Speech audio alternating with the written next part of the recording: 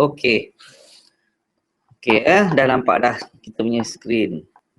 Okey, kita nak recap balik apa yang kita belajar pada minggu lepas. Minggu lepas kita masukkan semua indikator, setting-settingnya macam mana, berapa dia punya setting, Bollinger Band, berapa setting MA, dan kemudian cara-cara kita buat template dan kemudian daripada template kita jadikan profile. Dan minggu lepas kita buat sharing berkenaan dengan kegunaan MA5 dan MA10. Okey, saya nak recap balik sebelum kita start dengan indie yang baru. Malam ni kita cerita detail berkenaan dengan Bollinger Band.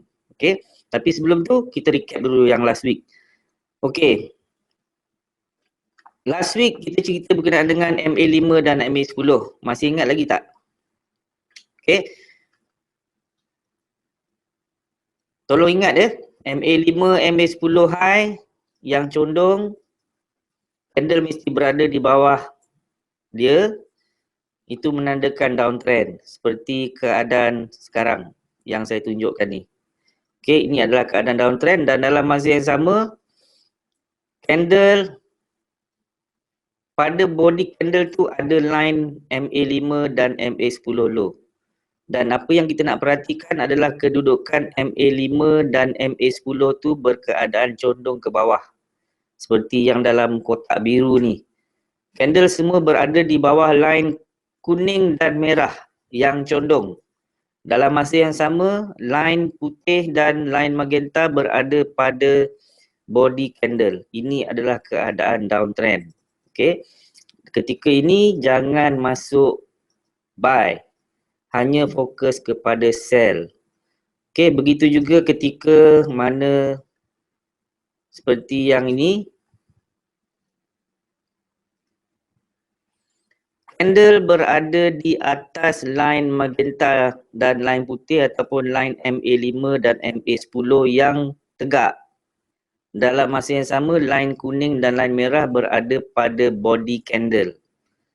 Ini adalah keadaan uptrend. Pada ketika ini kita hanya mencari peluang-peluang untuk buy di time frame yang lebih kecil daripada chart yang kita sedang buka.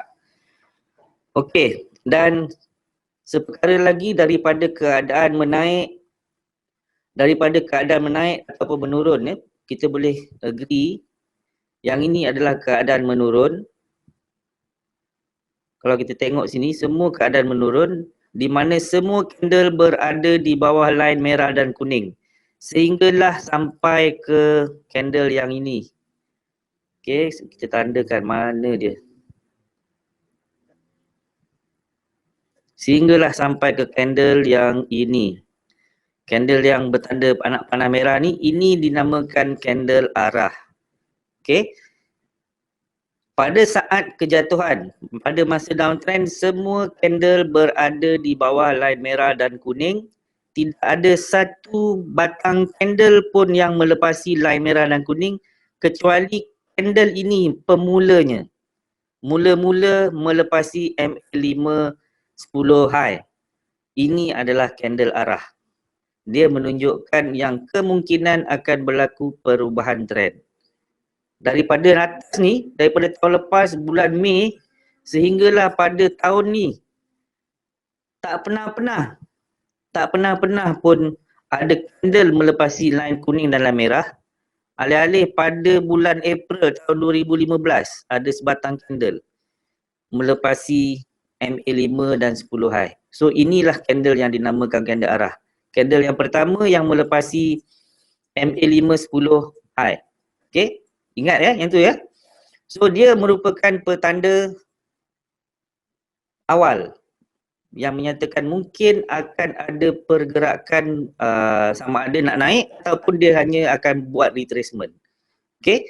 Dia memberitahu yang mungkin akan ada perubahan trend ataupun akan berlaku retracement. Okey? Dan setiap kali kita kena ingat, setiap kali bila nak berlaku perubahan arah, sama ada daripada turun kepada sideways, sebelum sambung turun ataupun sebelum nak naik balik, mesti ada candle arah yang berlaku dulu. Okay. Alright. Mak panjang-panjang sangat yang MA5 10. Last week kita dah cerita banyak sangat pasal MA5 MA10. So hari ni kita nak cerita berkenaan dengan Bollinger Band. Okay, ready ya? Kita nak masuk berkenaan dengan Bollinger Band. Kita masukkan satu chart yang baru, kosong. Chart kosong Okey, hari ni kita nak cerita berkenaan, kita nak sharing berkenaan dengan Bollinger Band. Hari ni ada gap, pasal apa ada gap lah ni? Di broker efek Premier ada gap. Mungkin server down tadi Okey, tak apa. Kita masukkan indikator Bollinger Band seperti biasa. Untuk masukkan indikator, bahagian atas sekali cari yang shortcut indicator seperti yang cursor saya tunjuk ni. Cari Bollinger Band dan kita masukkan kita punya indikator Bollinger Band. Bollinger Band dia punya setting adalah setting default, iaitu period 220, shift kosong, deviation 2 dan kita applykan kepada close. Warna yang saya selalu guna adalah royal blue dan ketebalan yang biasa saya guna adalah ketebalan nombor 2. Tekan OK. Okey. Ini adalah Bollinger Band yang kita gunakan dalam teknik BBMB, default setting BBMB. Dan kita nampak Bollinger Band ni tadi. Bollinger Band ni dia ada gabungan 3 garisan. Kita nampak ada 3 garisan dekat sini. Satu, yang atas sekali, yang tengah dan kemudian kita ada yang bawah. Dan kalau kita perasan dia punya pecahan dia tadi adalah sama. Daripada atas sampai ke tengah, tengah sampai ke bawah, dia punya jarak tu adalah sama. Okey, calculation ni memang macam tu. Jadi yang atas kali ni kita panggilkan dia top BB. Yang tengah ni adalah mid BB dan yang bawah sekali ni kita panggil dia lower BB. Okey, dalam bahasa Malaysia kita panggil lengan bawah, lengan atas dan mid BB. Okey. Okey. Secara kasarnya kalau kita lihat kalau kita tengok Bollinger Band ni, kalau kita kecilkan dia punya chart, kalau kita kecilkan chart dia, kita akan nampak Bollinger Band ni dia berulang-ulang kali dia bentuk yang hampir sama. Bentuk yang hampir sama. Yang kita selalu nampak keadaan dia tidak ada beza. Sama ada dia berkeadaan seperti ini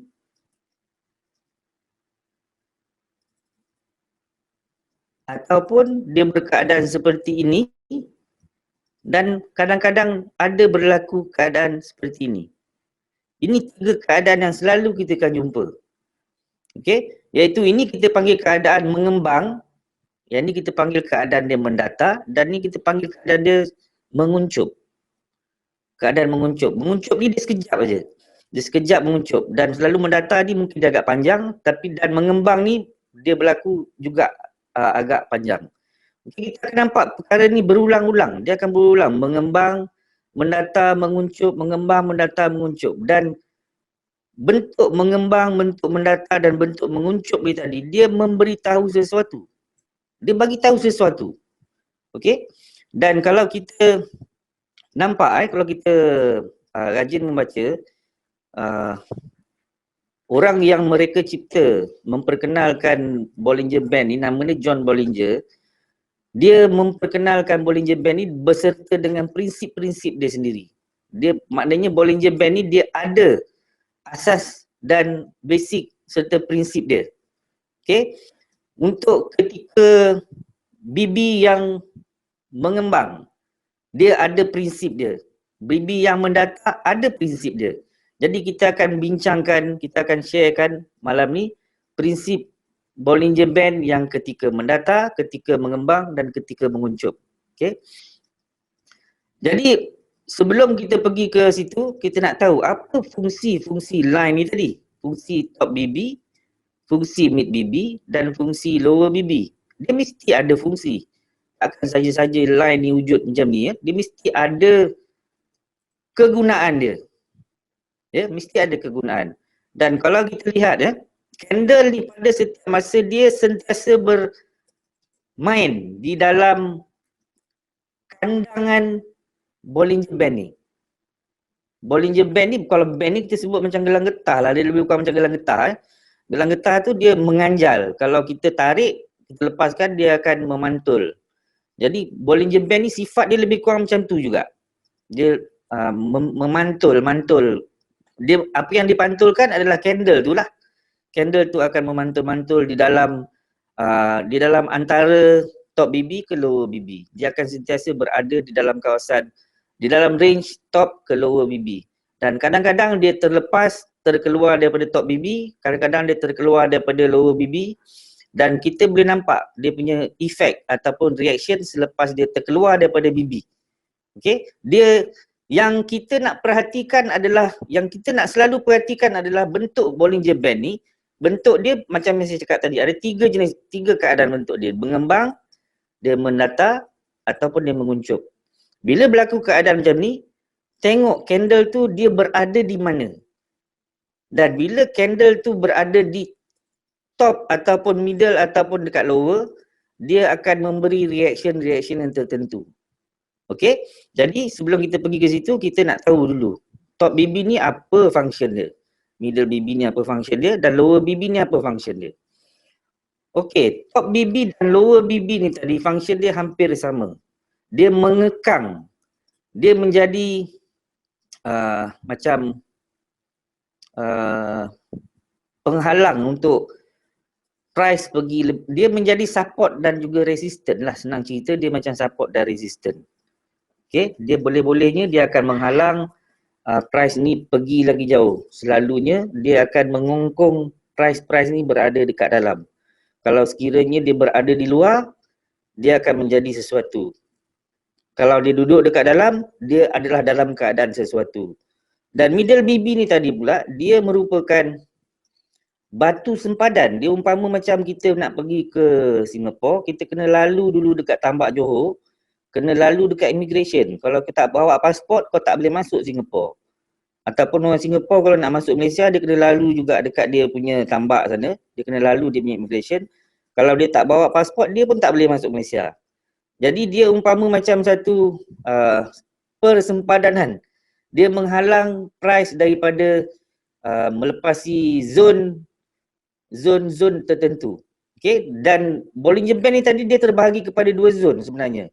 Iaitu daripada middle BB ke top BB, kita panggil dia zon, itu adalah zon di mana kita panggilkan dia adalah zon buy ataupun buying zone. Daripada middle BB ke top BB. Ini adalah buying zone. Jadi pada masa ini, peluang-peluang untuk buy saja yang kita nantikan. Dan untuk melepasi buying zone ni tadi, dia kena tempuh middle BB sebelum masuk ke kawasan yang bawah, daripada middle BB ke lower BB yang kita panggil selling zone. Daripada middle BB ke low BB, ini adalah selling zone. Jadi kalau candle berada di dalam zone di bawah daripada middle band, kita akan mencari peluang-peluang untuk sell. Dan price tidak akan berubah untuk naik selagi dia berada di bawah, dan hanya akan dia menjadi penentu trend. Middle BB ni tadi, dia akan menjadi penentu hala arah price. Kalau dia melepasi top middle BB, biasanya dia akan mula naik, ataupun kalau dia daripada atas melepasi middle BB, dia akan mula turun. Okay, itulah lebih kurang dia punya function. Okay, dan top BB ataupun lower BB ni tadi, bila candle melepasi, bila kita perhatikan Bollinger Band yang mengembang dan yang mengembang ni tadi maknanya sama ada dia ke atas ataupun ke bawah. Contoh seperti yang saya tunjuk ni, ini mengembang ke atas. Ada kalanya dia mengembang, price turun ke bawah. Ini dua kategori, satu kategori yang sama. Maknanya Bollinger Band tu mengembang. Kita sebut mengembang sama ada dia naik ke atas atau turun ke bawah. Contoh macam ni dia naik ke atas, yang ni turun ke bawah. Ada banyak contoh yang macam tu. Bollinger Band tu kita nampak dia mengembang. Kita nampak dia kembang, tapi price ada kalanya dia turun ke bawah. Ada kalanya price tu naik ke atas. Dan yang pastinya bila dia mula kembang, kita nampak bila kita nampak dia kembang, mesti ada candle yang close di luar BB. Candle yang close di luar BB. Candle yang close di luar BB ni tadilah yang akan menyebabkan Bollinger Band ni tadi kembang. Kalau dia duduk dekat dalam Bollinger Band, Bollinger Band tidak akan kembang. Dia akan mendata. Bermaksud candle-candle yang close di luar BB adalah candle-candle yang kita panggil namanya candle momentum. Dia menandakan bahawa momentum untuk naik ataupun momentum untuk turun sangat kuat. Dan kita perhatikan kita perhatikan Bollinger Band yang kembang ni tadi. Kita ada dua contoh kat sini yang kita tandakan ni satu. Lagi satu ni. Ada 3, 4 sebenarnya banyak contoh sebenarnya. Kita tengok yang dalam chart yang sedang kita buka sekarang. Okey. Ini adalah keadaan di mana dia sedang kembang. Bollinger Band yang kita katakan kembang tadi tu dia terbuka, dia terkangkang besar. Lagi besar dia kangkang, lagi kuat momentum dia. Dan setiap kali dia terkangkang macam ni, setiap kali dia terbuka, umpama macam kita duduk berlunjur, kita kangkang kaki kita besar-besar. Lagi besar kita kangkang, lagi sakit. Betul, umpamanya macam itulah, tapi ini tak sakit lah. Dia lagi besar dia punya kangkang, maknanya momentum dia lagi kuat. Contoh dia macam ni, lagi terbuka Bollinger Band ni tadi macam ni, contoh macam ni, lagi terbuka besar, maknanya momentum tu lagi kuat. Okay. Jadi dalam keadaannya ni dia lebih kurang macam ni. Ini pun dikira terkangkang, momentum kuat. Dan apa yang kita perhatikan, apabila dia mengangkang macam ni, dia terbuka terkangkang macam ni, kita nampak ada candle close di luar BB. Candle close di luar BB. Candle close di luar BB. Candle close di luar BB. Candle-candle yang close di luar BB ini tadi kita namakannya candle momentum. Candle momentum. Candle momentum ni memberitahu kita bahawa dia ada kekuatan untuk meneruskan perjalanan naik. Kalau dia close di top BB atas, di top BB, close di luar BB, top. Di top BB seperti contoh yang ini, yang saya sedang sekesa, saya sedang gerak ni, bermaksud dia ada kekuatan untuk naik. Tetapi kalau dia close di luar BB yang sedang kembang, terkangkang macam ni, di bawah, di lower BB, bermaksud dia ada momentum kuat untuk turun. Berapa banyak, berapa batang candle dia nak pergi, itu kita tak tahu. Dia akan bagi signal. Melalui BBMB kita boleh nampak. Kita akan tahu sampai bila dia nak berhenti. Tetapi bila hanya gunakan Bollinger Band, kita boleh nampak bila BB saat BB ni terkembang, candle close di luar BB, kalau di atas atau di bawah, itu adalah menandakan momentum untuk turun ataupun naik kuat. Ya, kalau close di luar BB yang sedang condong ke bawah, candle close di bawah, makna momentum untuk turun tu kuat.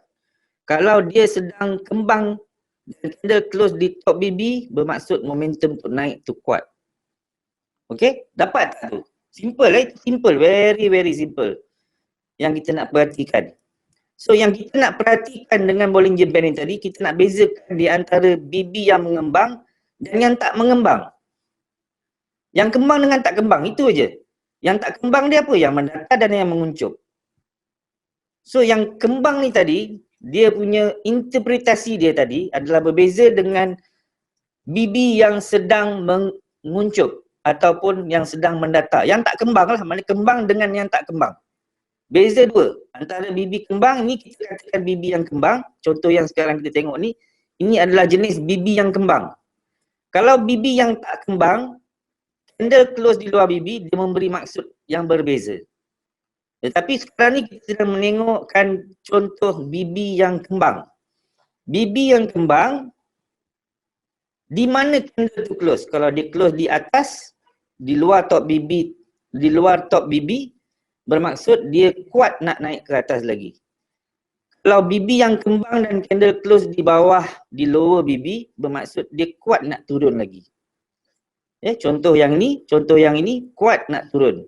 Contoh yang ini dan contoh yang ini adalah kuat untuk naik sebab dia close ke atas di luar top BB, yang ni close di luar lower BB.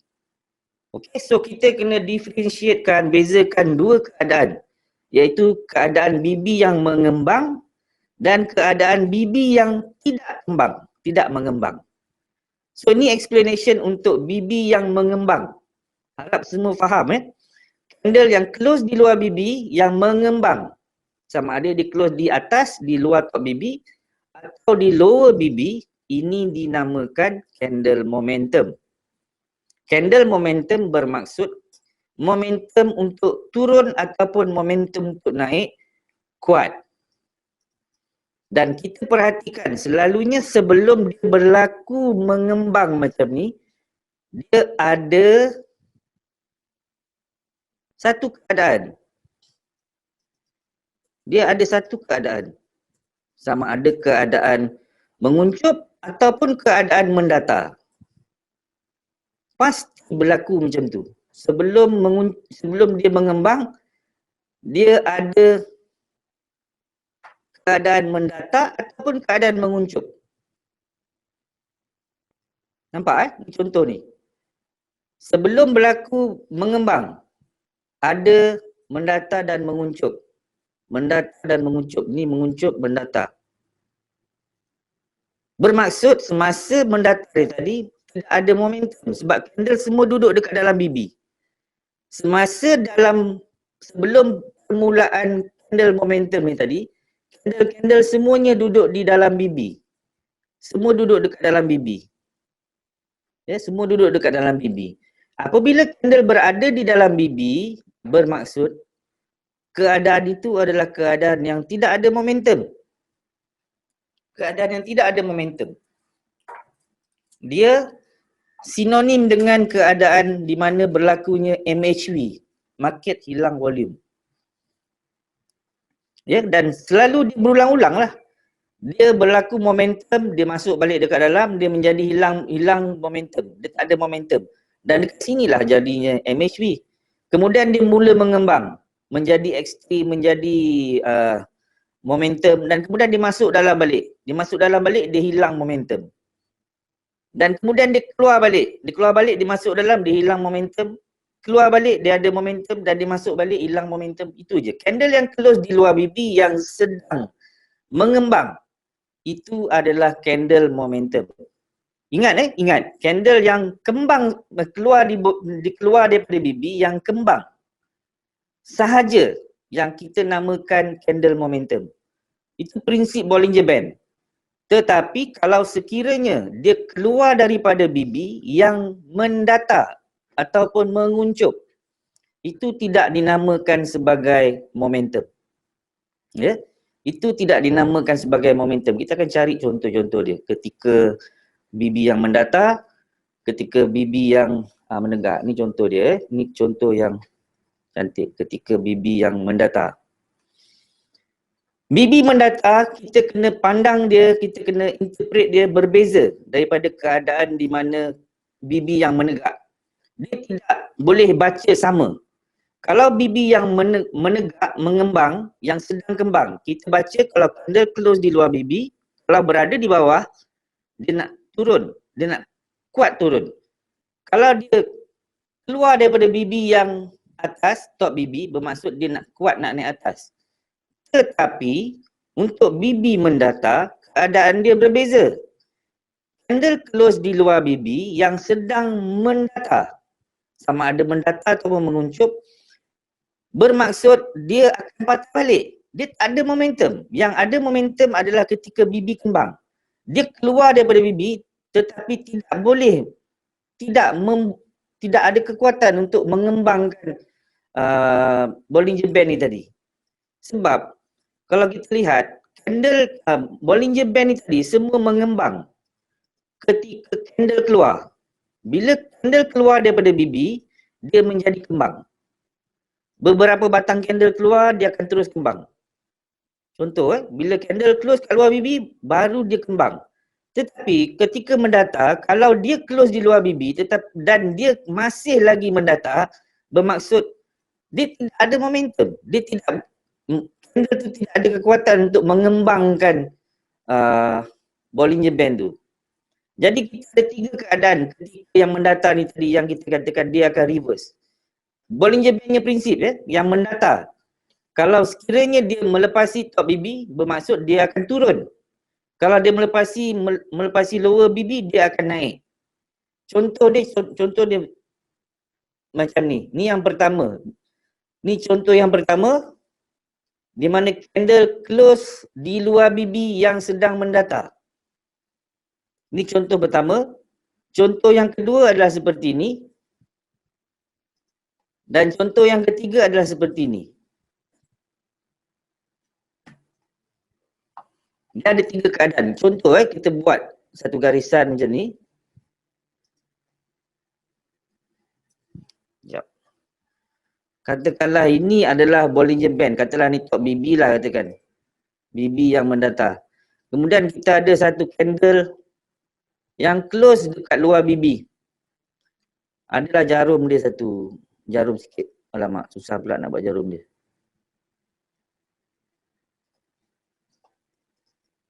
Okey. Ini adalah candlestick. Ini keadaan yang pertama. Keadaan yang pertama, ini Bollinger Band, top BB katakan. Seperti macam ni. Ni dekat bawah, ni contoh dekat atas. Candle close di luar BB. Alah, buatlah dua-dua sekali line. Nanti korang tak faham pula. Okay, ni lower BB dan ini middle BB.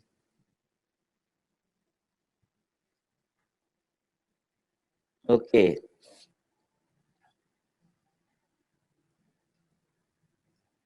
Lebih kurang lah Middle BB tu kita kecil sikit.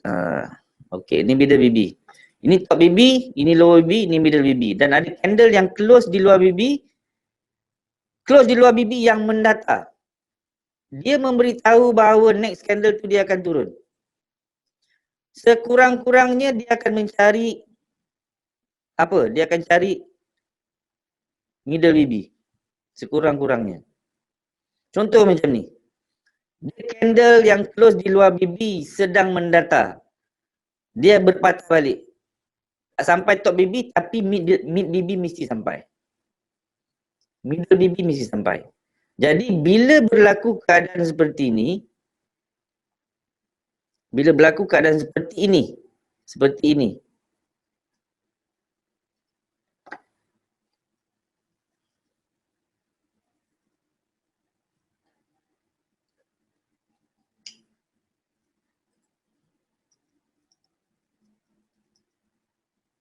Bila berlaku seperti ini, keadaan seperti ini, candle close di luar BB yang mendata seperti ini. Dia memberitahu bahawa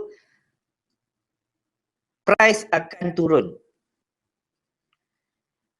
Sekurang-kurangnya dia akan sampai ke middle BB. Contoh macam ni Candle close di luar BB yang mendata tapi di lower BB. Dia akan berpatah balik.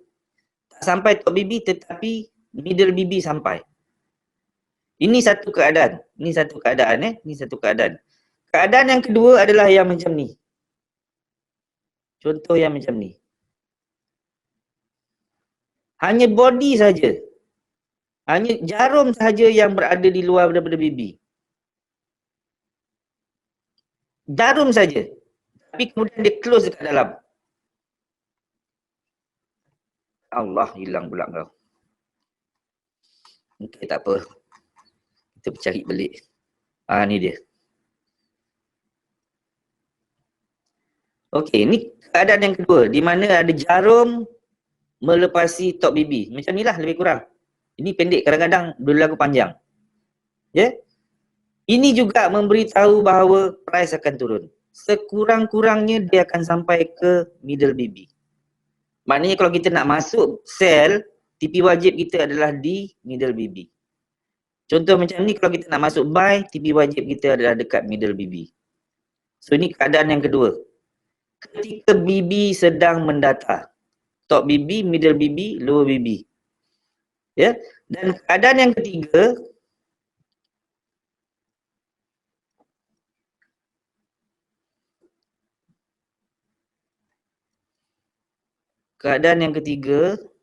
dia macam ni. Saya tak ada gerak.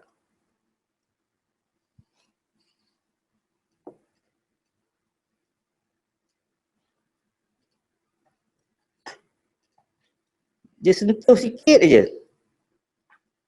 Dia cuit je. Lebih kurang macam ni lah. Dia cuit sikit aja.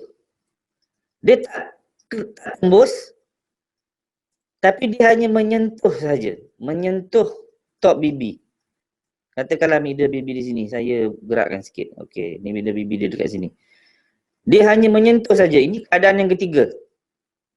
Dia juga memberitahu yang dia akan turun. Kalau kita nak masuk sel, kita boleh letakkan tepi kita dekat middle bibi. Ni. Dia boleh sampai sekurang-kurangnya ke middle bibi. InsyaAllah. Ini adalah prinsip asas Bollinger Band. Tanpa ada moving average, hanya berpandukan kepada Bollinger Band yang mendatar sahaja. Bollinger Band yang mendatar sahaja. Kalau kita jumpa keadaan-keadaan seperti 3 keadaan ini tadi, ini yang pertama, ini yang kedua dan ini yang ketiga, kita boleh masuk buy ataupun masuk sell. Kalau jumpa macam ni, berlaku dekat bawah, kita boleh masuk buy. Kalau jumpa dekat atas macam ni, kita boleh masuk sell. Jumpa macam ni, kita boleh masuk sell. Dan ketiga-tiga keadaan ni tadi, TP wajibnya adalah di middle BB. Jangan tamak-tamak. Sampai kat middle BB cukup. Kita cabut. Okay. Ni kat H4, 45 pip dah tu ada. Daripada top BB ke lower BB. Banyak tu. Kan? Korang bukan masuk single-single position. Masuk berlapis-lapis gila babi punya kan. Memang sekali masuk 5-6 lapis punya. Okay. Jadi ini adalah prinsip asas Bollinger Band yang mendatar. Ketika mendatar, ini adalah perkara yang biasa berlaku. Dan ini kita boleh trade, kita boleh masuk entry. Jumpa macam ni, kita boleh masuk buy. Jumpa macam ni, kita boleh masuk sell. Dan macam ni, kita boleh masuk sell. Macam ni boleh masuk buy. Ni semua signal ni. Ni semua signal-signal yang kita boleh masuk entry.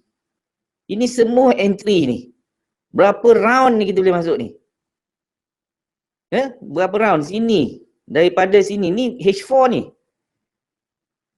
Boleh masuk TP kat sini. Dan sampai bawah masuk buy, TP kat sini. Sampai atas masuk sell, TP dekat sini. Sampai ke bawah masuk buy, TP dekat sini. Dia turun bawah lagi. Boleh masuk buy, TP dekat sini. Sini masuk, TP lagi. Sini masuk, sini TP lagi. Berapa round tu? Beround-round. Beround-round. Okay. Jadi, dan dia juga bukan berlaku di hanya di time frame H4. Contoh ni saya tunjuk di H4. Kalau jumpa di 15 minit, begitu juga keadaan dia. Keadaan dia sama. Di H4 ke di H1 ke. Tapi patutlah kalau kita nampak, dia carilah dulu tengok keadaan dia. Kalau dia mendatar macam ni, 8 pip aja dia punya range antara top BB ke lower BB, tak berbaloi lah. 8 pip je kena dengan spread dan campur spread lagi, macam tak berbaloi. Carilah distance dia yang agak lebih daripada 15 ke 20 pip ke, reasonable lah. Okay, yang reasonable. Ya, ni daripada top BB ke lower BB pun baru ada 13 pip, 14 pip. Maknanya sampai middle BB baru ada 7 pip. Silap-silap kita masukkan tengah-tengah ni, spread pun tak lepas. Okay, jadi cari keadaan-keadaan di mana yang macam ni Ni sampai sini adalah 18 pip. Maknanya kurang-kurangnya kalau tolak daripada kita punya spread, dapatlah juga mungkin 11-12 pip kita boleh dapat daripada top BB sampai ke middle BB. Ini BB yang sedang menguncup, sedang mendatar, kategori mendatar. Cucuk, dia akan cari sekurang-kurangnya middle BB. Ini ketika mendatar, dia cucuk jauh sampai ke atas tapi close kat dalam. So ini juga adalah keadaan BB mendatar, kita boleh masuk. Dia mencari middle BB. Di mana-mana time frame, di H4 ke, di H1 ke, ni satu lagi contoh. Ini. Semua berlaku keadaan yang sama ketika mendatar di mana-mana time frame. Baik di daily, baik di weekly, baik di monthly. Dia tetap akan berlaku perkara yang sama ketika BB yang mendatar. Okay. Cuma kita nak sabar dengan tak sabar tunggu je lah. Okay. Sabar dengan tak sabar nak tunggu berlakunya BB yang mendatar. BB mendatar ni tadi berlaku, kita tunggu. Dia akan cari top BB atau lower BB dan kita boleh masuk entry. Okay, kita boleh entry. Okay, setakat tu boleh follow tak? BB penerangan berkenaan dengan BB mendatar dan BB yang menegak dan apa yang dinamakan candle momentum. Okay, kita recap balik. Candle yang close di luar BB yang menegak. Kita kena membezakan di antara first kali bila sebut Bollinger Band, kita kena pecahkan kepada dua keadaan, menegak dan tak menegak. Yang menegak, kalau candle close di luar BB, yang menegak dinamakan momentum. Contoh seperti yang dalam kotak biru. Candle kembang, mengembang. Ada candle close di luar bibi. Itu namanya candle momentum. Tetapi kalau sekiranya dia tak kembang, beza kembang dengan tak kembang tu jelas. Kalau kita nampak dia tekan-tekan terbuka tu, itu kembang. Kalau kita tak nampak dia kembang, tak payahlah. Tak perlulah kita sampai nak kena ambil pembaris, nak sukat macam ni Dia tak betul-betul nampak flat. Tapi adakah ini kembang?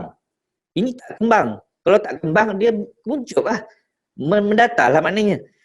Sebab soalan ni banyak orang tanya, bang macam ni nak bezakan antara kembang dan bibi mendatar? Macam ni nak tentukan dia bibi mendatar? Dia kuncup ke dia kembang?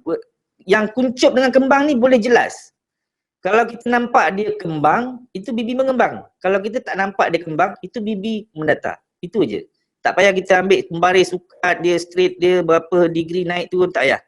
Kalau kita jelas nampak dia kembang, itu adalah bibi kembang, bibi mengembang. Sama ada dia nak, sama ada dia candle close di atas atau candle close bawah. Tapi kalau kita nampak dia kembang tak kembang, kembang tak kembang, tak kembang lah tu. Bibi mendatar. Simple as that. Kalau tak confident, cari pair lain. Itu je. Kalau kita tak jelas dia kembang ke tak kembang, dia mendatar ke, mengembang ke, tukar pair lain. Ataupun tengok time frame yang lain. Kalau kita buka dekat H4, kita tak tentu dia ni kembang ke tak kembang.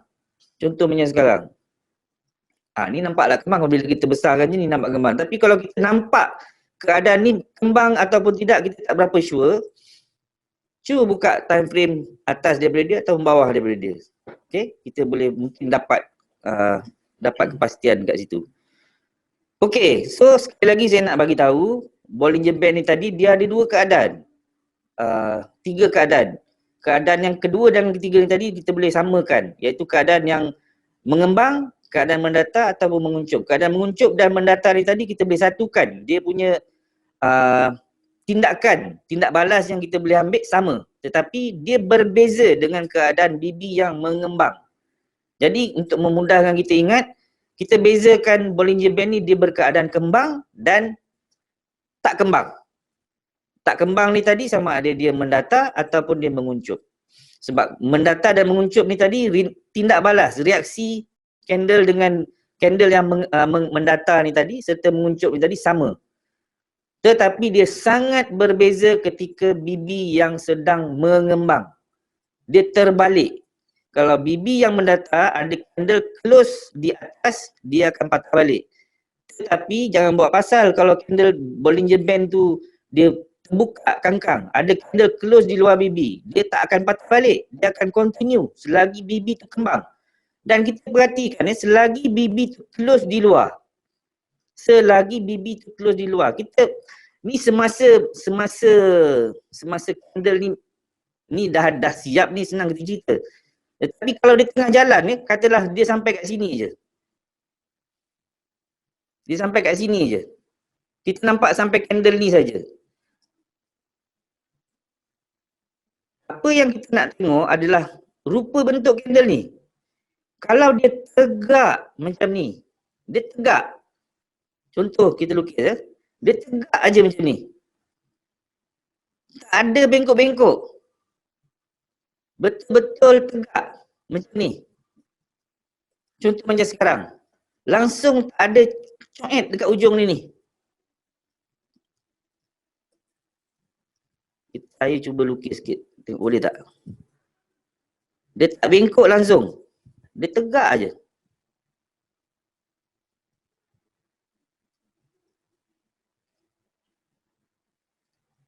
Macam ni kita nampak dia tegak. Kalau dia berkeadaan tegak saja macam ni, dia tak akan turun. Dia hanya ada kemungkinan akan turun bila dia mula bengkok. Ini prinsip Bollinger Band. Prinsip Bollinger Band. Bila keadaan macam ni, dia kembang, dia turun ke bawah. Ini kembang naik ke atas, ni kembang ke bawah, price turun ke bawah. Saat di mana yang bawah ni mula bengkok. Kalau dia turun ke bawah, kita tengok atas. Saat di mana dia mula membengkok, dia menandakan pergerakan turun ke bawah ni tadi dah habis. Mula habis. Macam mana nak tengok dia betul-betul bengkok? Ini siapa nak tahu dia kena datang jumpa saya. Sebab dalam kelas saya tak cerita, dalam webinar pun saya tak cerita. Sebab benda ni rahsia saya sebenarnya. Okey. Siapa nak tahu kena datang jumpa saya. Okey. Macam mana nak tahu, nak kenal pasti, macam mana nak tahu dia turun ni sampai habis ke mana, hanya berpandukan pada Bollinger Band.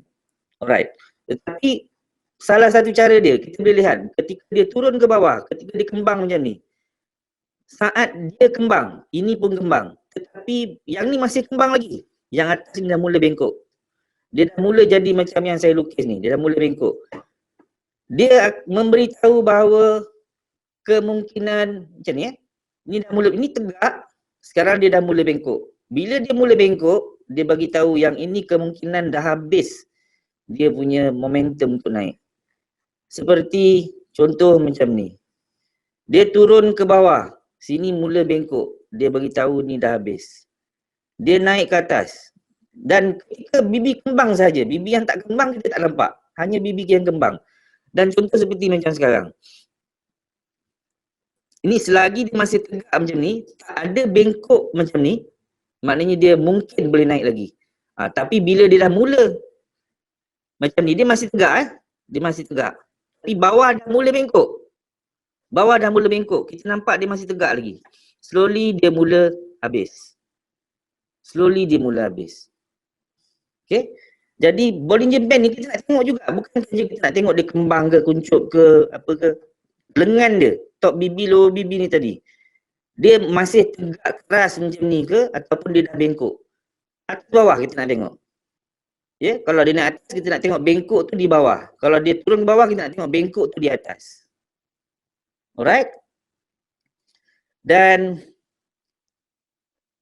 ini kita hanya melihat kepada Bollinger Band kita hanya melihat kepada Bollinger Band dan kita nampak kita katakan bila berkeadaan candle berada di atas middle BB, dia mula masuk ke dalam zone buy.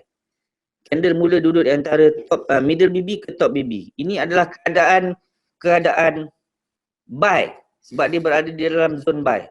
Jadi kita hanya akan mencari peluang-peluang untuk buy. Dan bila kita gabungkan dengan MA5 dan MA10, kita akan nampak signal-signal re-entry, kita akan nampak signal ekstrim, kita akan nampak signal MHV bila kita gabungkan. Okay, ada orang yang hanya menggunakan Bollinger Band semata-mata untuk trade. Boleh, tak ada masalah. Dia tunggu ketika candle close di atas middle BB ataupun tunggu dia close di luar BB. Bila dia close di atas BB, dia menjadi momentum juga.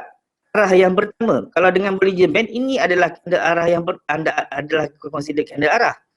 Candle yang mula-mula melepasi mid BB. Ini adalah candle arah. Dan bila dia melepasi top BB ataupun lower BB, dia menjadi candle momentum. Okay, jadi orang yang nak trade menggunakan Bollinger Band semata-mata, dia tunggu candle arah ini ataupun dia tunggukan candle momentum. Okay, alright. Ada persoalan berkenaan dengan Bollinger Band? Dan sebelum nak tanya, kita juga boleh gunakan middle BB ni tadi. Middle BB ni sebenarnya adalah moving average. Dia adalah moving average 20. Kalau kita masukkan moving average 20, method simple, apply kepada close, kita letak warna merah, dia adalah middle BB. Kalau kita buang Bollinger Band ni tadi, ini adalah middle BB. SMA 20 ni tadi. Kalau kita masukkan Bollinger Band semula, dia berada kat tengah-tengah. Dia berada pada line, middle BB tu berada pada line middle SMA 20. Okay. Jadi, kita boleh gunakan SMA 20 ni adalah 20 batang punya purata. Purata pergerakan candle sebanyak 20 batang. Jadi, kita juga boleh gunakan middle BB ni untuk dijadikan sebagai rujukan untuk tengok trend semasa di dalam chart yang sedang kita buka. Kalau sedang contoh sekarang kita buka time frame H4, keadaan semasa sekarang, kita boleh katakan middle BB ni sedang tegak ke atas. Apa yang kita nak tengok? Yang kita nak jadikan ukuran untuk tengok trend. Kita nak tengok dia tegak atau mendatar atau pencondong. Yang kita nak tengok sama ada dia tegak ataupun dia mendatar ataupun dia condong. Kalau dia tegak, candle mesti ada dekat atas dia. Itu uptrend lah namanya. Sehingga dia mula cross kat bawah ni tadi, dia duduk dekat dalam zone buy, kita hanya akan cari peluang-peluang buy. Dan sekarang pair apa ni? Pair EU dah mula masuk ke dalam zone sell. Dan BB ni tadi dah mula mendata. Ada potensi yang dia akan mula turun. Okay? Dan kalau sekiranya Bollinger Band tu kita nampak dia mendata je, kita katakan tu adalah keadaan sideways. Contoh macam ni. Dia tak adalah straight macam ni. Tapi kita nampak beza antara yang sedang condong ke bawah ataupun yang sedang tegak naik. Yang ni kita boleh katakan di dalam keadaan mendata, lebih kurang mendata. Ya, lebih kurang mendata. Kita tak nampak dia tegak. Dan yang ni nampak jelas tegak. Dan yang ni kita nampak jelas dia condong ke bawah. So yang ni kita boleh katakan candle berada di bawah ni tadi, kita boleh kata downtrend. Dan yang keadaan macam ni, ketika middle BB ni sekata je macam ni, tak nampak tegak ke atas, tak nampak condong ke bawah, jadi dia adalah mendata. Ini adalah keadaan sideways. Dan yang macam ni adalah keadaan uptrend. Dan kita perhatikan, ketika dia tegak ke atas, candle semua duduk di dalam zone buy. Ketika dia condong ke bawah, candle semua berada di dalam zone sell. Di bawah lower BB, middle BB, ini di atas middle BB. Zone buy, zone sell. Tetapi ketika mendata, kita nampak dia macam main skipping. Kejap dia ke atas, kejap dia kat bawah. Kejap ke atas, kejap kat bawah. Kejap ke atas, kejap kat bawah. Jadi inilah keadaannya di mana kita gunakan prinsip Bollinger Band ni tadi. Candle cucuk atas, dia pasti turun bawah. Middle BB, TP kita. Dia cucuk ke bawah, TP kita dekat sini. Ini dia cucuk ke atas. Inilah masa-masanya kita nak masuk position sell ataupun buy. Ketika BB ni kita nampak middle BB ni mendata. Ini semua entry point ni. Semua entry point. Dan kita nampak tadi saya beritahu bila dia cucuk atas dia akan turun bawah. Sekurang-kurangnya middle BB sampai tak? Sampai. Ni cucuk ke atas. Maknanya ni nak turun bawah. TP wajib dekat middle BB. Sampai tak? Sampai. Dia cucuk kat bawah. Dia akan naik atas. Kurang-kurangnya middle BB. Sampai tak? Sampai. Dia lepas ke atas. Ini yang contoh yang pertama. Dia close di luar tapi mendata. Dia tetap akan patah balik sekurang-kurangnya BB. Tetap sampai. Sekali lagi dia cucuk. Middle BB sampai. So ini H4 berapa lama ni? Berapa banyak candle kita guna dalam masa berapa? 60 batang candle. Dalam 50 batang candle. Berapa kali kita dapat entry? 1, 2, 3, 4, 5, 6 kali. Dan setiap kali kita entry katalah sini. Ada 80 pip. Ini ada berapa pip? Ada 70, 60 pip. Ini ada 70 pip. So kita tengok berapa banyak peluang. Tapi di time frame besarlah sikit dia punya pergerakan tu. Kalau kat time frame kecil, kecil lah sikit dia punya pergerakan dia. Ya, tapi ini adalah keadaan yang kita boleh nampak. Ketika BB mendata, kita akan ada peluang-peluang entry ketika BB mendata. Tapi keadaan ini tidak wujud semasa BB sedang menegak. Tak boleh buat perangai macam tu. Ketika BB yang sedang tegak ni kita kena keluar BB ni kita masuk sell. Kita ke laut nanti. Okay? Ini hanya khusus untuk BB yang sedang mendatar sahaja. Please bear in mind, please record betul-betul dalam kepala. Keadaan ini hanya untuk BB yang mendata. Jangan buat pasal ketika BB yang sedang condong ke bawah, sedang tegak ke atas ni kita buat perangai macam ni. Tak boleh. Tak boleh ya. Hanya ketika BB mendata. Kalau kita tak puas hati, kita nampak BB ni tegak macam ni kan. Nak tunggu yang macam ni, carilah pair lain. Broker ni ada bagi banyak pair kan. Kalau pair yang kita buka tu tak nampak dia mendata, tapi buka pair lain lah. Mungkin pair lain ada. Pair yang sedang kita buka tu tak ada. Okay, sebab tu broker-broker ni dia tak offer 2 pair, 3 pair, dia offer 30-40 pair. Ya. Sebab BBMB boleh guna untuk sebarang instrumen, sama ada currency ataupun index ataupun oil ke gold ke, semua boleh trade insya-Allah. Alright? Ada soalan setakat tu? Ada Ada soalan tak setakat tu? Dah 10.39 dekat pukul 10.40. Sebelah kita nak habis ni. Ni set soalan. Okey, ada set soalan. Ada yang bertanya macam mana mau tahu BB mau sell atau buy. Oh, nak tahu macam mana BB mau buy atau sell. Pertamanya yang saya baru tunjuk ni tadi lah, ketika BB yang mendata tadi, kita nampak ada cucuk ke atas, kita sell. Cucuk ke bawah, kita buy. Yang paling senang. Yang paling senang adalah ketika BB mendata. Kalau BB menegak ni tadi, tak ada MA, kita tak nampak signal. Yang ini hanya ketika BB mendata, tak ada MA pun kita boleh nampak signal buy dan sell. Tetapi kalau BB yang sedang mengembang, tak ada MA kita tak nampak. Entry, buy ataupun sell tak nampak. Kena ada moving average 5 dan 10, high low, baru kita nampak ada extreme, ada MHV, ada re-entry. Tetapi kalau hanya dengan Bollinger Band, paling mudah kita tunggu BB mendata. Seperti yang saya tunjuk sekejap ni tadi. Seperti yang dalam kawasan yang saya tanda ni. Yang ini kita boleh masuk buy dan sell. Dia cucuk atas, kita sell. Dia cucuk bawah, kita buy. Dia cucuk atas, kita sell. Cucuk atas, sell. Berapa kali dia cucuk atas, kita sell je. Okay, lain soalan? Maksudnya BB kembang kuat ke atas ke? Yelah. Kalau dia kembang, lagi besar dia punya terbuka dia tu, contoh macam ni. Ini BB top, ini BB low. Kalau dia punya kembang tu kuat, dia akan lagi kangkang. Dia akan terkangkang macam ni, lagi besar kangkang. Kita cuba cari.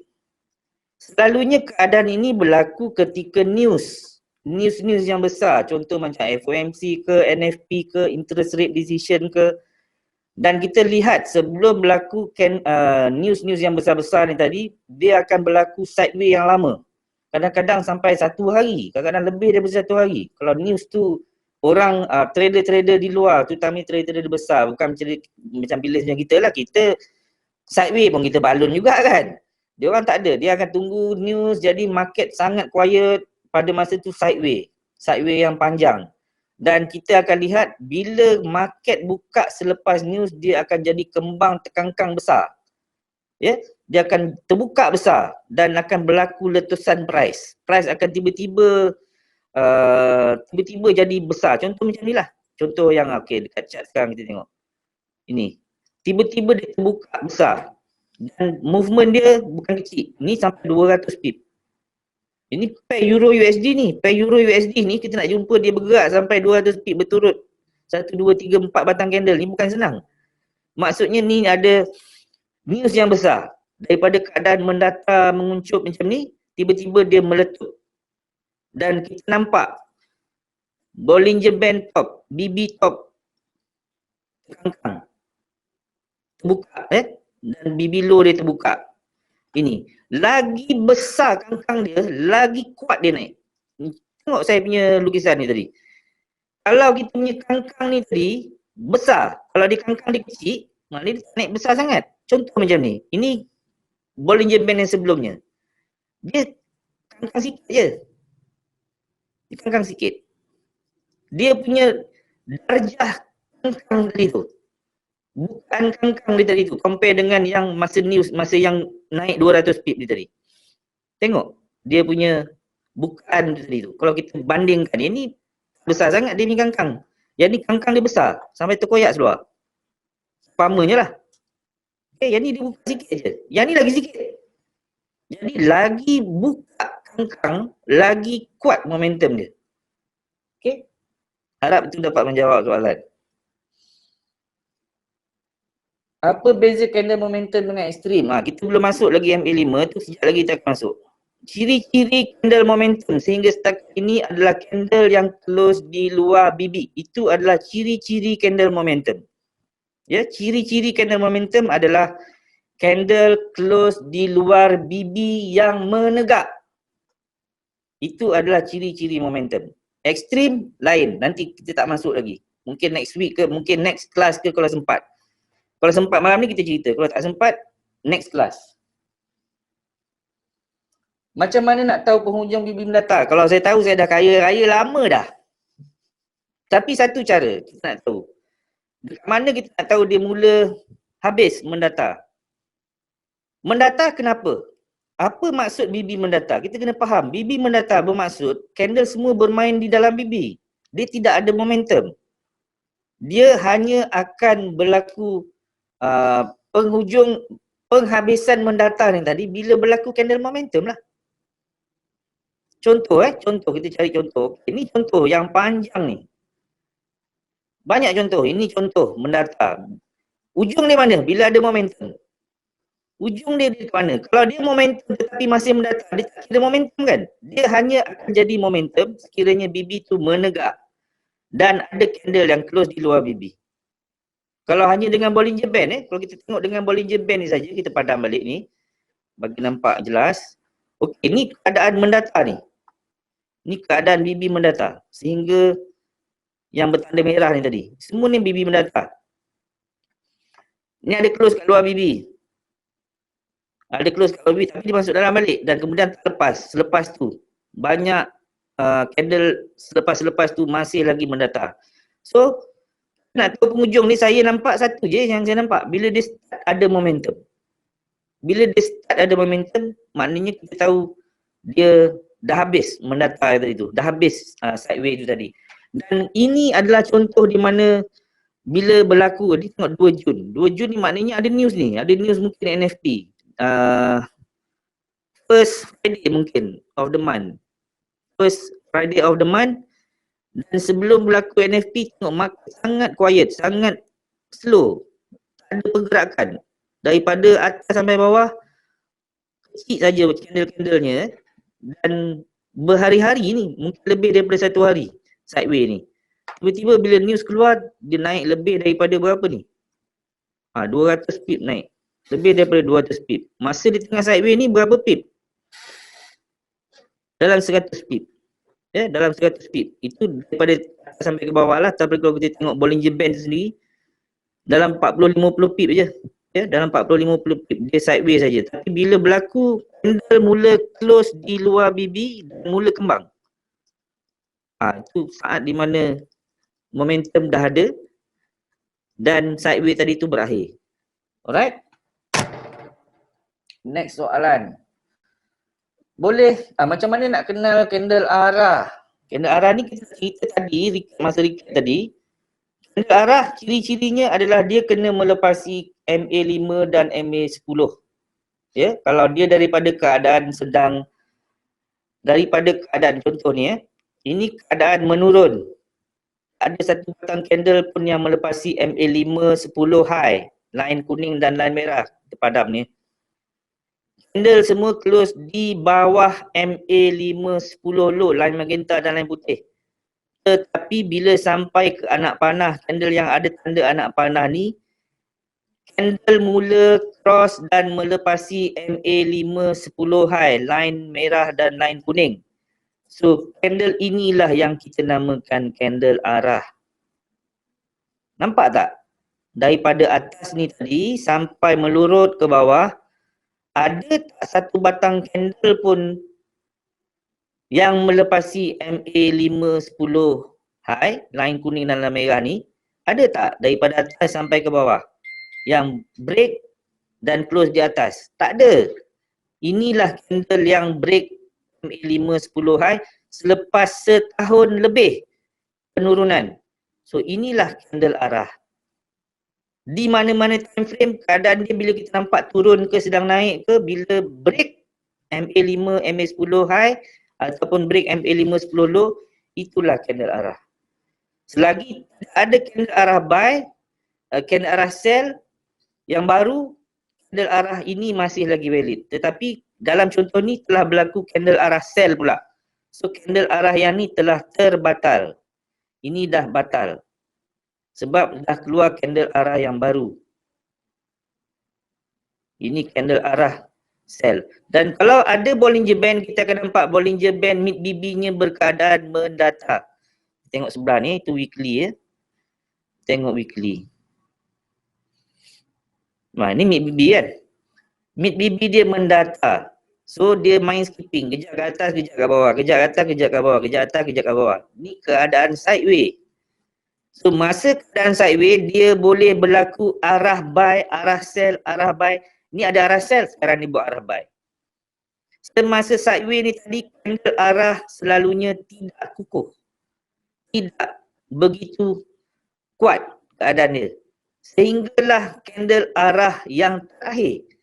Tidak lagi. Ini sekarang ni, candle arah ni mematikan candle arah yang, candle arah buy, candle arah sell. Candle arah sell ni mematikan yang ini. So yang ini dah mati. Dah tak boleh pakai. Kita kata nak naik. Tapi sekarang dah ada sell pula. So tak mungkin nak naik sebab dah ada sell. Tapi dia mula naik. Dia buat candle arah buy baru balik. So yang ni pula dah batal. Yang ni pula dah batal. So sekarang ini pun dah mati. Sekarang dia bagi tahu yang ini nak naik. Selagi candle arah ini tidak dimatikan, belum ada candle arah sell. So inilah yang berkuasa. Maknanya arah adalah arah yang, current arah adalah arah untuk naik. Ya. Di time frame weekly, arah yang latest adalah arah buy. Alright? Boleh tak scalping semasa mendata? Boleh. Tengok time frame mana lah. Kalau time frame yang kecil, time frame 1 jam 15 minit tu, 1 jam pada saya okey lagi. Kalau 15 minit tengok pair. Kalau pair Euro USD yang pergerakannya dalam 100, 120 satu hari tu mungkin semasa BB mendata tu terlampau kecil. Tapi kalau time frame yang besar mungkin dalam 4 jam tu dia punya pips tu besar. Jadi kalau kita nak scalping pun check dulu. Apa yang kita nak tengok adalah kita nak tengok macam ni. Contoh, ini di top BB, lower BB berapa? Ni weekly. Weekly memang sangat besar. Kita tengok H1. Contoh dekat H1 ya. Contoh di H1 mana dia? Contoh, okey, ni sedang mendata lah, katakan ni sedang mendata. Ini adalah keadaan mendata. Kita tengok daripada top BB sampai lower BB. Kenapa kita nak tengok top BB sampai lower BB? Sebab price boleh bergerak daripada top sampai lower. Jadi kalau ada lebih daripada 25 ataupun 30 pip tu okey lah. Tapi kalau daripada top BB sampai lower BB ni dalam 15 pip, 20 pip tak berbaloi kita nak. Tapi kalau kita nak ambil 2 pip okey lah. Tapi saya tak pernah dah pula scalping nak ambil 2 pip atau 3 pip. Tapi kalau kita nak ambil 2 pip atau 3 pip saja, boleh lah, tak ada masalah. Okey? Dan jika ada candle close di luar BB yang mendata, adakah market itu sideways? Ya. Itu adalah entry sell ataupun buy yang seperti 3 contoh yang saya tunjuk tadi. Macam mana nak tahu masa mendata tu market nak jatuh atau naik? Tak tahu, saya pun tak tahu. Kalau saya tahu, saya dah kaya raya. Cuma kita nak tengok adalah candle yang berikut selepas masa mendata tu dia berlaku momentumnya di mana? Adakah dia berlaku momentum dekat atas ataupun dekat bawah? Selalunya kalau dia berlaku momentum close di top BB, selalunya dia akan naik. Kalau dia close di lower BB, selalunya dia akan turun. Selalunya. Bukan 100% ya, selalunya. Dalam keadaan mendata, lama berlaku mendata, bila dia mula close menjadi momentum di top BB, price selalunya akan continue naik. Ataupun selepas berlaku sideway, semua main dekat dalam BB, tiba-tiba dia berlaku momentum dan candle BB mula kembang, dia close di bawah BB, lower BB, selalunya dia akan terus turun. Selalunya, ya. Jika BB mengembang, macam mana nak tahu candlestick akan bullish atau bearish? Bila BB mengembang, macam mana nak tahu candlestick akan bullish atau bearish? Kena tunggu candle close lah. Tak close kita pun tak tahu. Kita tunggu candlestick tu close, baru kita tahu candle tu bull ataupun bear. Ya. Macam mana keadaan BB seolah mendata tapi dalam keadaan trend naik atau turun? Sama juga ke prinsip dia dengan mendata? Macam mana dengan keadaan BB seolah mendata tapi dalam keadaan trend naik atau turun? Sama juga ke prinsip dia dengan mendata? Kalau dia tengah naik atau tengah turun, dia tak samalah. Dia ketika mendata saja. Dia ketika mendata saja. Mendata tu macam nak tengok, kita kena tengok top BB dengan lower BB dengan mid BB tu lah. Dia flat saja. Kita boleh bezakan. Kita tengok macam last saya bagi tahu, kita tengok trend dengan menggunakan middle BB tadi. Middle BB tu dia tegak ke atas ke ataupun dia condong ke bawah ke ataupun dia mendata. Kalau middle BB tu mendata, top BB tu pun selalunya akan mendata. Dia bukan kembang. Kalau dia kembang, BB yang mengembang, middle BB tu akan condong ke atas ataupun turun ke bawah. Kita tengok contoh. Ni bibi yang mengembang. Bibi kembang sama ada middle bibi dia naik ke atas ataupun middle bibi dia turun ke bawah. Middle bibi turun ke bawah. Kalau kita nampak middle bibi turun ke bawah, ini keadaan mengembang lah. Walaupun dia kembang di permulaan. Bila dah mula masa kembang ni tadi, dia dah start momentum dan kita nampak middle bibi ni mula condong ke bawah. Bila dia condong ni, kita katakan ini adalah keadaan downtrend lah. Bibi mengembang saja yang membuat dia jadi condong ataupun tegak. Tapi kalau dia mendata, bibi dia dalam keadaan mendata. Kita tengok middle bibi yang mendata. Kalau dia mendata macam ni, kita buang semua-semua ni. Kita buang semua lain-lain, kita tunjuk yang ni. Tengok contoh yang dekat chart sekarang.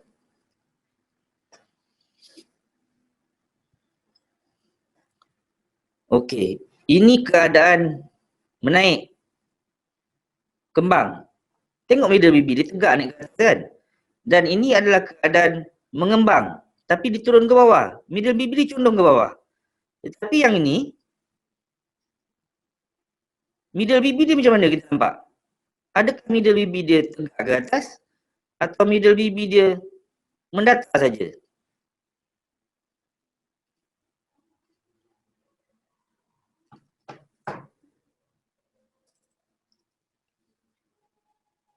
Ini middle bibi mendata. Top bibi pun mendata. Dia condong ke bawah. Dia condong ke bawah sampai ke bawah sini. Tetapi bibi tu kembang setakat sini saja. Betul. Tapi bila bibi ni mengembang, dia membuat pergerakan penurunan atau kenaikan.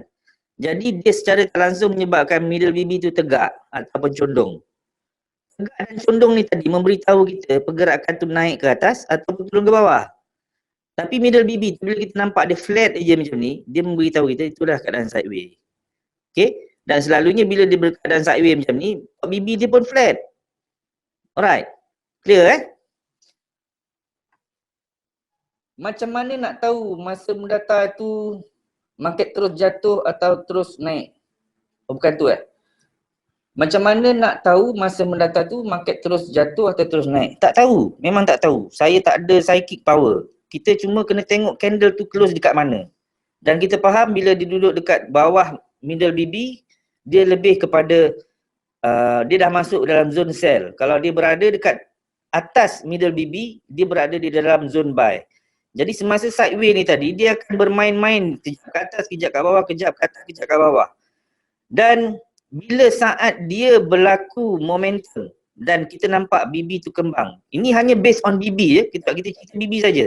Kita nampak dia ada momentum dan BB tu dah mula kembang, jadi chances terus turun tadi tu adalah lebih besar. Alright? Ini tak masuk MA, hanya dengan BB saja. Saya kadang-kadang bila BB menegak atau menurun, dia terus je walau ada ekstrim. Macam mana tu Bang Rohi? Ya betul, bila dia candle close di luar BB yang sedang menegak, candle close di luar BB yang sedang menegak itu adalah candle momentum. Candle ekstrim dia ada ciri dia yang lain. Salah satu ciri dia adalah candle juga close di luar BB. Dan MA5 juga close di luar BB. Jadi sebab tu pada saya, candle ekstrim, signal ekstrim adalah berisiko tinggi sebab kita masuk melawan trend. Tetapi kelebihan ekstrim ni tadi, dia fast money, cepat. Dan ekstrim ni tadi, TP wajib dia sangat dekat MA5 10 low. Sebab tu untuk ekstrim dia cepat kena ambil TP, tak boleh hold lama-lama. Dan kalau kita nak trade menggunakan teknik ekstrim, kita tak boleh leka, duduk, kena tunggu kat depan komputer. Kalau kita tengah trade ekstrim, jangan sekali-kali nak pergi kencing, nak berak ke tak boleh. Sementara kita berak tadi tu akaun kita boleh MC. Ya, sebab ekstrim ni tadi kita contoh ekstrim sell. Kita masuk sell ketika price sedang naik, kita melawan trend. Jadi ekstrim ni tadi kena ada ciri-ciri dia baru kita boleh masuk. Tetapi kebanyakan orang dia tak ikut ciri-ciri menyebabkan dia menjadi sangat berisiko. Okey, tapi ekstrim dengan momentum, dia ada ciri-ciri persamaan iaitu candlenya close di luar BB. Salah satu ciri ekstrim adalah candle juga close di luar BB. Tetapi itu bukan ciri yang lengkap. Dia ada 3-4 ciri untuk ekstrim. Complete ciri-ciri ekstrim tadi itu baru disebut ekstrim. Kalau sekiranya ciri-ciri itu tak lengkap, dia tidak dinamakan ekstrim. Ekstrim itu jadi terbatal. Tetapi untuk momentum, ciri-ciri dia hanya satu, iaitu candle close di luar BB yang menegak ataupun yang sedang kembang. Ya. Dalam 3 time frame mana yang sesuai untuk entry dan validation untuk hold position? First and foremost, kita kena tetapkan dulu diri kita sama ada kita ni trader yang lebih bersifat scalper ke, day trader ke, swinger ke. Sebab bila kita dah tentukan kita ni trader yang jenis macam mana, baru senang kita nak tengok time frame yang mana. Jadi kalau orang tu dia lebih kepada day trade, dia mungkin tengok sehingga daily saja. Dia tengok trend di daily, dia tengok H4 setup dengan H1 dan dia entry dekat 15 minit. Tapi kalau dia scalper, mungkin dia tengok trend dekat H1 dengan H4, entry dia dekat 5 minit. Tapi kalau orang tu dia swinger, dia mungkin tunggu setup berlaku, signal berlaku di time frame yang besar, mungkin di daily atau weekly, dan entry mungkin dekat H1 ataupun 15 minit. Jadi dia lebih bergantung kepada sifat trader tu sendiri. Jadi kalau trader tu scalper, dia mungkin ada set of time frame yang dia perlu tengok. Kalau dia day trader, dia tengok certain time frame. Kalau dia swinger, dia kena tengok certain time frame. Okay? Adakah candle momentum hanya terjadi melalui impact news sahaja tuan? Tidak, tak semestinya. Tak semestinya melalui news. Kadang-kadang dia, tetapi selalunya ya dan tidak lah. Maknanya melalui news pun dia boleh jadi momentum. Tak ada news pun kadang-kadang dia boleh jadi momentum. Ya. Yeah? Kalau H1 uptrend, TP daily tapi daily downtrend. H1 uptrend, daily downtrend. Macam mana nak decide? Tak payah decide. Cari pair yang bagi sama je. Senang cerita. Cari yang sama. Daily cakap uptrend, cari H1 yang sama trend, H4 sama trend. Kalau dia tak sama trend, cari pair lain. Itu je. Apa beza CSA dengan momentum? CSA juga memberitahu ada momentum. Candle arah ni dia umpama macam candle, dia umpama macam kita bawa kereta. Hari tu saya cakap, kita nak masuk simpang, kita bagi signal. Dia memberitahu yang kita nak belok ke kanan, kita bagi signal ke kanan. Jadi dia pemberitahu arah. Dia adalah candle yang memberitahu arah dia nak ke mana. Sedangkan candle momentum ni memberitahu bahawa dia bermomentum, dia ada momentum. Tetapi dalam masa yang sama, candle arah tu juga adalah candle momentum. Faham? Pening Candle arah tu adalah candle momentum juga. Tetapi dia adalah yang pertama berlaku, yang melepasi MA5 dan MA10 ataupun mid BB. Jadi dia juga candle momentum. Tapi disebabkan dia ada dua function, kita bubuh nama dia candle arah. Tapi candle momentum ni tadi dia semata-mata dia bagi tahu dia nak naik momentum, dia ada momentum nak naik ataupun dia ada momentum nak turun. Tapi candle arah ni tadi dia juga adalah candle momentum, tapi dia berlaku yang pertama. Dia yang pertama-tama berlaku, dia candle sulung lah kira. Abang long. Jadi dia abang long untuk naik ataupun abang long untuk turun. Jadi dia memberitahu yang dia nak naik. Momentum untuk naik tu dah mula ada. Momentum untuk turun tu dah mula ada. Okay? Ketika candle momentum di top BB, kita akan post buy. So, di mana TP-nya? Okay, minggu lepas kita belajar MA5 dengan MA10. Kita akan mula cari peluang-peluang buy bila ada candle arah buy. Jadi selagi tidak ada candle arah sell, kita hold lah buy. Jadi sama juga candle sekarang ni kita cerita dengan BB saja. Okey, katalah kita tengok ni chart yang satu lagi ni. Ini hanya ada MA5 dan MA10. Kita masukkan Bollinger Band lah. Okey, kali ni kita masukkan untuk cerita bab tu. Okey. Tengok betul-betul ya. Ini adalah candle yang kita sebut candle, kalau tak ada MA5 dengan MA10, manakah candle yang kita panggil candle momentum? Ini adalah candle momentum. Candle yang close di luar BB. Candle yang close di luar BB. Ini adalah candle momentum. Tetapi Dalam masa yang sama, besarkan sikit gambar ni, kita nampak MA5 low pun ada dekat bawah. Masa dia close di luar BB, dia juga close di bawah MA5. Jadi kalau berkadar macam ni, bermakna momentum tu kuat. Dan bila berlaku pada arah yang kita tunjuk mula-mula tadi, ini adalah arah yang mula-mula. Tapi arah ni tadi, kalau bila masuk BB, dia jadi arah yang tak kukuh sebab dia tidak melepasi top mid BB. Ini adalah arah yang lebih kukuh sebab dia melepasi MA5 dan melepasi mid BB. So daripada atas sampai ke bawah ni tadi, bila ada momentum, mana nak close? Bila ada arah lah. Arah dari yang berlawanan. Sekarang ni semua daripada arah sell, momentum sell, tiba-tiba dia buat arah buy.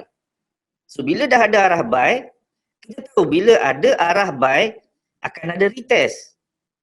So kita close lah bila dia saat berlaku retest tadi tu, kita close lah. Dan kalau kita ada entry dari sini, kalau kita selepas keluar arah ni tadi kita ambil CP pun 24,000 pip tu. Banyak dah tu, dan kita bukan nak entry kat sini saja. Kalau budak-budak BBMA dia masuk sini masuk, sini masuk, sini masuk, re-entry berlapis-lapis. Jadi bila ada arah sell, kita akan cari peluang sell. Maknanya kita akan masuk sell dan kita akan berkira-kira untuk close position sell bila mula keluar arah buy. Faham ya? Jadi kalau kita nak swing, kira mana time frame pun, kita tunggu arah buy untuk masuk buy bila dia berlaku re-entry, retest. Dan kita boleh masuk re-entry buy seberapa banyak kali selagi ada re-entry, dan kita boleh tunggu, boleh hold selagi mana belum ada candle arah sell. Okay, jadi dia juga sama, kalau dia ada momentum, selagi masih ada momentum, kita hold. Dia tak ada momentum masa bila? Bila dia mula bermain di dalam BB. Ni semua masih lagi close kat luar BB, keluar kat luar BB, tiba sekarang dia dah main kat dalam BB. Maknanya ini adalah keadaan sideways yang tidak ada momentum. Kalau kita nak base pada BB saja kita tak nampak. Jadi kita kena ada MA5 dengan MA10, bila ada candle arah, kita dah boleh berkira-kira untuk close position sell kalau kita ada sell. Kalau kita ada buy, kita boleh mula berkira-kira untuk close kita punya position buy bila ada candle arah sell. Time frame kegemaran saya, saya kalau scalping saya tunggu, saya akan entry di 5 minit ataupun 15 minit, kadang-kadang 1 minit pun saya masuk, tapi saya akan tengok time frame yang besar, daily H4, H1, saya akan cari yang sama arah. Kalau arah dia bagi tahu nak turun, ke semua time frame tu saya cari arah nak turun. Contoh kalau dia downtrend di daily, di H4 pun downtrend, di H1 pun downtrend, saya nak scalping, saya mungkin cari entry dekat 5 minit, 15 minit, 1 minit pun saya kadang-kadang saya balun. Saya hanya cari peluang untuk sell. Kalau ada signal extreme buy ke MHB buy ke re-entry buy ke, saya tak masuk. Dan kalau ada di daily kata buy, di H4 kata sell, di H1 kata buy, di 30 minit kata sell, saya tutup pair tu, saya cari pair lain. Saya cari pair yang ada kesamaan. Semua tunjuk downtrend, saya akan cari peluang sell ataupun buy di time frame kecil. Itu yang paling senang, paling selamat, paling tak pening kepala. Okey, habis dah soalan, sekarang pun dah masuk pukul 11.07. Saya rasa cukup setakat tu. Hari ni kita cerita bab bolehnya band. Next webinar mungkin kita akan masukkan MA50 dan gabungkan semua indi-indi ni tadi, dan interpretation bila dah ada ke semua indi ni tadi, sebelum kita cerita bab entry, 3 jenis entry, extreme, MHB ataupun dan re-entry. Okay, next punya kelas kita akan cerita MA50 dan kita nak gabungkan semua entry, semua indi-indi ni tadi.